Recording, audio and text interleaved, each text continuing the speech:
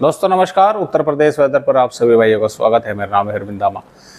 देखें दोस्तों, उत्तर प्रदेश के कई जिलों पर जो मौसम है वो काफ़ी उमस भरा देखने को मिल रहा है। कई भागों पर गर्मी से हाल बेहाल है, क्योंकि हवाओं में काफ़ी ज़्यादा नमी है और उस नमी की वजह से, मॉइस्चर अधिक होने की वजह से, ऊपर से सूरज की किरणें पड़ने की वजह से जो वापसीकरण होता है उसकी वजह से ये गर्मी जो है वो अच्छी खासी फील होती है। तो फिलहाल भी जो उत्तर प्रदेश के भाग है वहाँ पर लगातार बंगाल की खाड़ी की हवाएं पहुँच रही हैं। बंगाल की खाड़ी पर कल से यानी कि 19 जुलाई से एक लो प्रेशर एरिया बनने वाला है, जिसकी वजह से ये जो हवाएं हैं ये और अधिक मात्रा में पहुँचनी शुरू हो जाएगी। और जो मानसून की अक्षय रेखा है इसका पूर्वी सिरा तो देखे उत्तर प्रदेश के भागों पर बाद में पहुंचेगा। पहले पश्चिमी सिरा जो है पंजाब हरियाणा से पश्चिमी उत्तर प्रदेश के भागों पर पहुंच जाएगा, क्योंकि यहाँ पर तो बनेगा कल से एक लो प्रेशर एरिया। अब ये लो प्रेशर एरिया इस सिरे को, पूर्वी सिरे को पकड़ कर रखेगा, ये इसको ऊपर नहीं जाने देगा। लेकिन यहाँ पर जो सिस्टम बना हुआ था गुजरात के भागों पर, जो इसका पश्चिमी छोर मानसून की अक्षय रेखा का पकड़ रखा था उसने, वो यहाँ से समाप्त होकर, कमजोर होकर बाहर निकल रहा है। तो ये लगातार अब ऊपर की तरफ पहुँचती जा रही है। इस तरह से यहाँ पर पहुँच जाएगी उत्तर प्रदेश के भागों पर।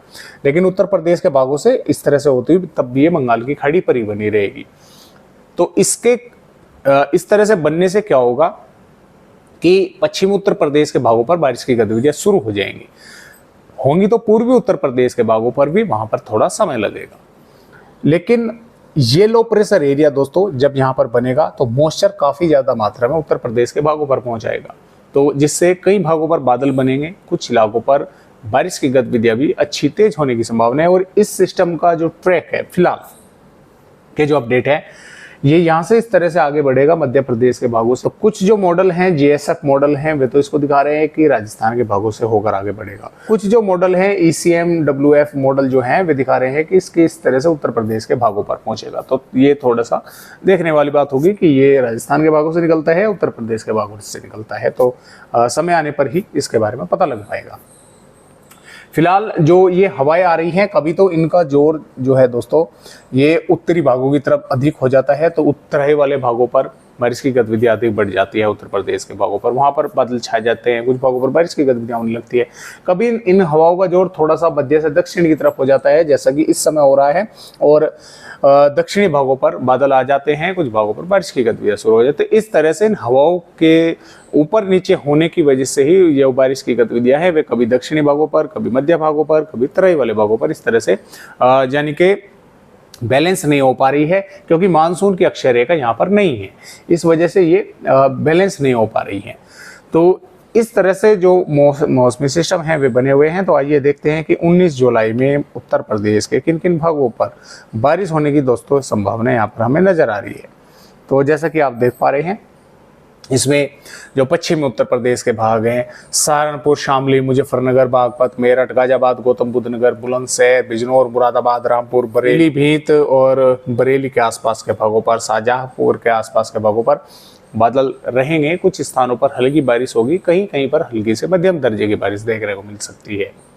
और कुछ जिले सिर्फ ऐसे भी देखने को मिल सकते हैं कि जिन पर सिर्फ बादल ही रहे, बारिश की गतिविधियां ना हो पाए।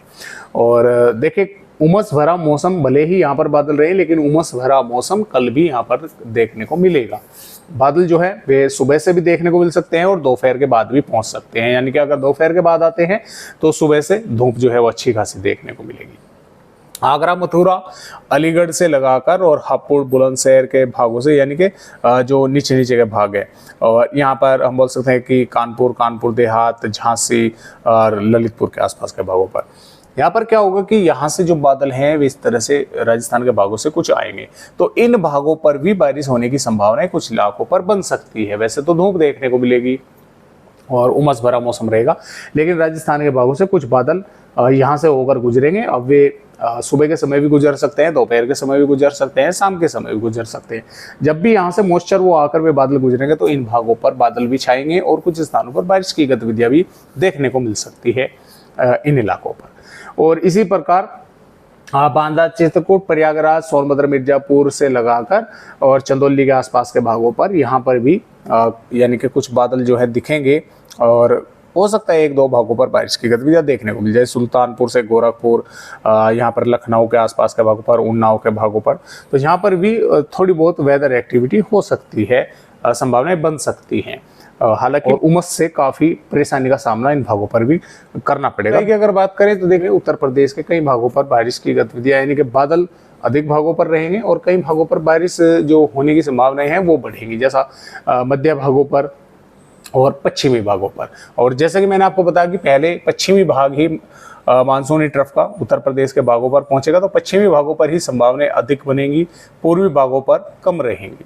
और इसके साथ साथ जुलाई में भी जो पश्चिमी से और दक्षिणी और पश्चिम उत्तर, यानी कि जो पश्चिमी उत्तर प्रदेश के दक्षिणी भाग हैं और पश्चिमी उत्तरी भाग है, तराई वाले भाग है, वहां पर कई इलाकों पर मध्यम से तेज बारिश होगी। पूर्वी उत्तर प्रदेश पर भी कुछ अधिक बारिश होने की संभावना यहाँ पर बन रही है।